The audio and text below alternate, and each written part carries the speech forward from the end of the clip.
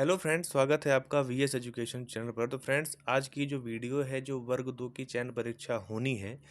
उसमें जो social science है उसका जो संभावित सिलेबस क्या हो सकता है, क्या डिफ़िकल्टी लेवल को चेंज किया जाएगा या वही रहेगा, इसके बारे में आज बात होगी। और इसके पहले मैंने मैथ और साइंस, हिंदी, इंग्लिश, संस्कृत और उर्दू, इन सभी वर्ग 2 की जो सिलेबस था उसकी मैंने वीडियो बना दी है। उन वीडियोस का जो लिंक है वो डिस्क्रिप्शन में मैंने डाल दिया है, आप वहाँ से जाकर भी चेक कर सकते हैं। तो फ्रेंड्स, ये वीडियो मैं छोटा रखने की बहुत कोशिश करूँगा कि छोटी से छोटी वीडियो बने, तो एक-एक करके जल्दी से चीज़ों को समझ लेते हैं कि आखिर, क्योंकि देखिए चयन परीक्षा का विज्ञापन अभी आया नहीं है, तो सिलेबस क्या होगा उसके बारे में कुछ नहीं कहा जा सकता। हो सकता है कि जो सिलेबस पात्रता परीक्षा वर्ग 2 का था वही सिलेबस रहे, या फिर सिलेबस चेंज भी कर सकता है। तो हम इस चीज़ को समझने के लिए जो वर्ग 1 की पात्रता परीक्षा और चयन परीक्षा हुई थी, उनके सिलेबस में क्या डिफरेंस आए थे, उससे थोड़ा-सा हम अनुमान लगाने की कोशिश करेंगे कि वर्ग 2 का चयन परीक्षा का जो सिलेबस है, वो क्या हो सकता है सोशल साइंस के लिए। तो सबसे पहले हम लोग देख लेते हैं, जो वर्ग 1 का टेट पात्रता परीक्षा और चयन परीक्षा हुई थी, उन दोनों का जो स्तर था वो पीजी लेवल का था। और वर्ग 2 की जो पात्रता परीक्षा हुई थी उसका जो डिफ़िकल्टी लेवल था वो यूजी लेवल का था। अब चूँकि सोशल साइंस में आपका हिस्ट्री रहता है, ज्योग्राफी रहता है, इकोनॉमिक्स रहता है, पॉलिटिकल साइंस रहता है, तो हम उनके सिलेबस को पात्रता और फिर चयन परीक्षा से कंपेयर करेंगे वर्ग 1 वाले से, और फिर हम उसका वर्ग 2 का जो पात्रता परीक्षा का सिलेबस था उससे उसकी तुलना करेंगे। तो अगर हम पॉलिटिकल साइंस की पात्रता परीक्षा का सिलेबस देखते हैं, तो वो सिर्फ आप देखेंगे कि वो इतना छोटा सिलेबस है, ठीक है। एक पेज में सिलेबस आ जाता है जिसमें आपका राजनीति विज्ञान, शक्ति अधिकार, नागरिक अधिकार, प्रजातंत्र, संविधान, संघीय शासन, राज्य शासन, राष्ट्रीय क्षेत्रीय राजनीति दल,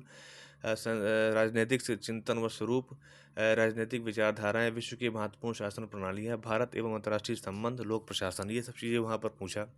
जब चयन परीक्षा का हम सिलेबस देखते हैं तो आप देखिए कि उसको ये 20 यूनिट में कन्वर्ट कर देता है, मतलब सिलेबस जस्ट डबल हो जाता है, ठीक है। चीज़ें वही हैं, बहुत चीज़ें आप मान के चल सकते हैं कि इसमें अगर देखा जाए तो चीज़ें कॉमन है, थोड़ा सा उसको एलेबोरेट कर दिया है, थोड़ा सा डिटेल में दे दिया है, और आपका जो सिलेबस है थोड़ा सा बड़ा हो गया है, ठीक है। और नई चीज़ें भी जुड़ी हैं, ऐसा नहीं है, जैसा कि आप यहाँ पर देखेंगे कि भारत में राजनीतिक प्रक्रियाएं हो गया है ना, और योजना और विकास हो गया, सुशासन के स्वाभाविक तंत्र हो गए, ऐसे करके बहुत से टॉपिक यहाँ पर नए जोड़े गए हैं। तो अगर इसका हम अनुपात निकालने की कोशिश करें तो आप ये मान सकते हैं कि लगभग आपका 60% जो सिलेबस है वो पॉलिटिकल साइंस का नया दिया गया, ठीक है। अब हम थोड़ा देख लेते हैं अगला सिलेबस आपका हिस्ट्री का। हिस्ट्री आप देखिए, इतना छोटा सा सिलेबस है,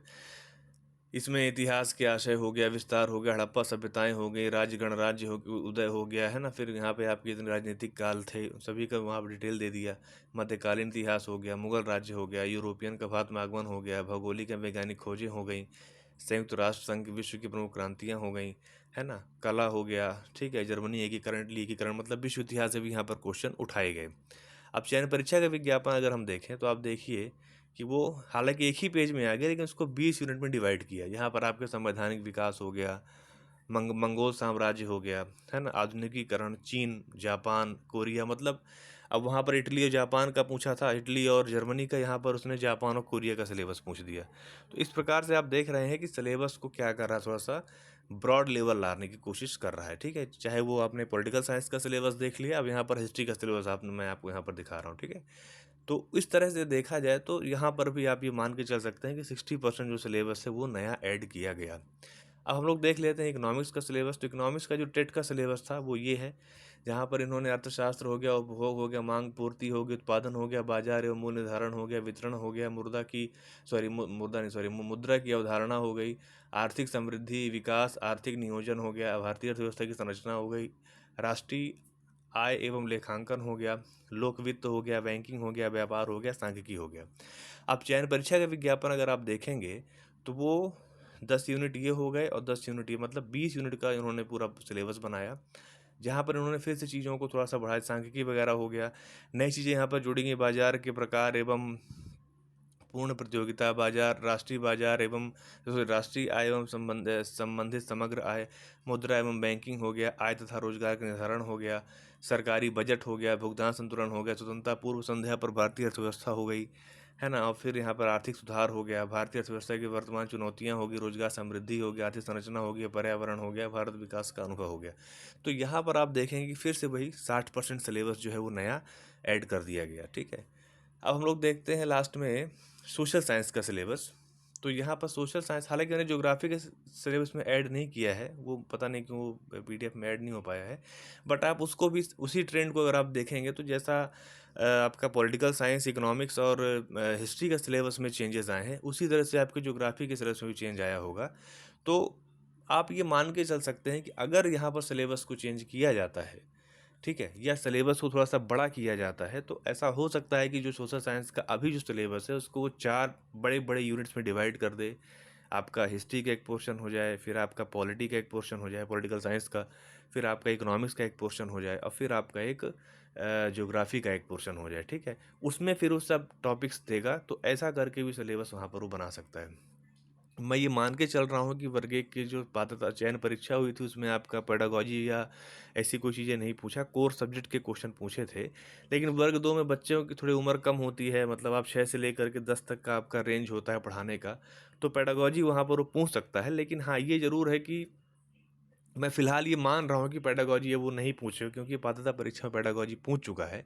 तो मैं ये मान के चल रहा हूँ कि नहीं पूछेगा, और 100 मार्क्स का ही क्वेश्चन पेपर बनाया जाएगा। तो इस हिसाब से देखा जाए तो अभी का जो सिलेबस है, आप ये मान के चल सकते हैं कि इस पूरे सिलेबस में आपका 40% का सिलेबस वही रहेगा जो अभी है, जो पात्रता परीक्षा में, और 60% जो सिलेबस होगा वो आपका नया ऐड हो सकता है, ठीक है। तो अभी आपके पास जो भी सिलेबस है आप उसी को मानकर तैयारी कीजिए, लेकिन आप मेंटली प्रिपेयर रहिए कि 60% सिलेबस हो सकता है कि कुछ नया ऐड हो जाए, तो वो जब भी ऐड होगा उसके बारे में अपडेट आपको दे दी जाएगी। और उम्मीद यही है कि जल्दी से जल्दी विज्ञापन आ जाए, ताकि सिलेबस एकदम क्लियर कट हो जाए और बच्चे अपनी तैयारी या कैंडिडेट्स अपनी तैयारी अच्छे से कर लें। तो ठीक है फ्रेंड्स, यही एक अपडेट थी। अगर आपको मेरा वीडियो अच्छा लगा हो तो आप उसे प्लीज़ लाइक कीजिए, अपने फ्रेंड सर्कल में शेयर कीजिए, और चैनल पर अगर पहली बार आ रहे हैं तो प्लीज़ आप चैनल को सब्सक्राइब कर लीजिए। Thank you.